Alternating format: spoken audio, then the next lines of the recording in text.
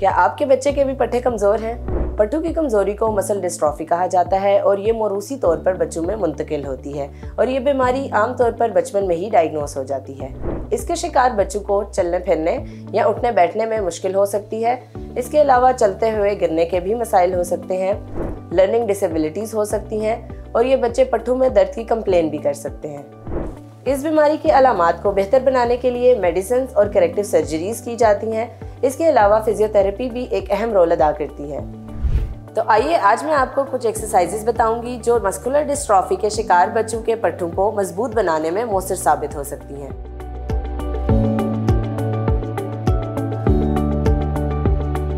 सबसे पहले हम टांग सीधी उठाएंगे और इस वर्जिश को हम दोनों लेग्स पे 5 दफ़ा रिपीट करेंगे। सेकेंड वर्जिश में हम घुटने को पेट के साथ लगाएंगे और ये वर्जिश भी हम दोनों टांगों पे 5 दफ़ा रिपीट करेंगे। थर्ड एक्सरसाइज में हम टांग को बाहर की तरफ लेके जाएंगे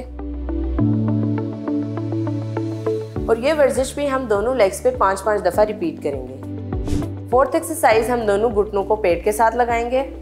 एक हाथ आप दोनों पाँव के नीचे रखेंगे और एक हाथ आप घुटनों पे रखेंगे और ये वर्जिश भी आप 5 दफ़ा रिपीट करेंगे। फिफ्थ एक्सरसाइज में हम टांगों को साइड पे लगाएंगे और ये हम दोनों साइड पे 5-5 दफ़ा रिपीट करेंगे। सिक्स्थ एक्सरसाइज में आप कोई भी टिश्यू रोल ले सकते हैं, कुशन या तकिया यूज़ कर सकते हैं। वो आप बच्चे के घुटनों के दरमियान रखेंगे और उसको कहेंगे कि ज़ोर लगाए, ज़ोर लगाएं। फॉर 2 सेकेंड आपने ज़ोर लगवाना है, ठीक है। 1 2 रिलैक्स और ये वर्जिश आप घुटनों पे 5 दफ़ा रिपीट करेंगे। सेवन्थ एक्सरसाइज में हम बच्चों के घुटनों के दोनों साइड्स पे हाथ रखेंगे और उनको बाहर जोर लगाने का कहेंगे। जोर लगाएं, दोबारा जोर लगाएं, ठीक है। ये वर्जिश भी आप घुटनों पे 5 दफ़ा रिपीट करेंगे। 8th एक्सरसाइज में हम बच्चे की दोनों टांगे पकड़ेंगे, घुटने मोड़ के हम क्लॉकवाइज घुमाएंगे और उसके बाद हम एंटी क्लॉकवाइज घुमाएंगे और ये वर्जिश भी आप 5-5 दफ़ा रिपीट कर सकते हैं। 9th एक्सरसाइज में हम बच्चे को कहेंगे कि अपनी कमर ऊपर की तरफ उठाए और उसको कम से कम 5 सेकेंड होल्ड करें। 1 2 3 4 5 रिलैक्स। ये वर्जिश भी आप 5 दफ़ा रिपीट कर सकते हैं और अगर बच्चा खुद कमर ना उठा सके तो आप उसकी हेल्प कर सकते हैं। मस्कुलर डिस्ट्रॉफी के शिकार बच्चों की मसल स्ट्रेंथनिंग के लिए आप साइकिलिंग भी करवा सकते हैं।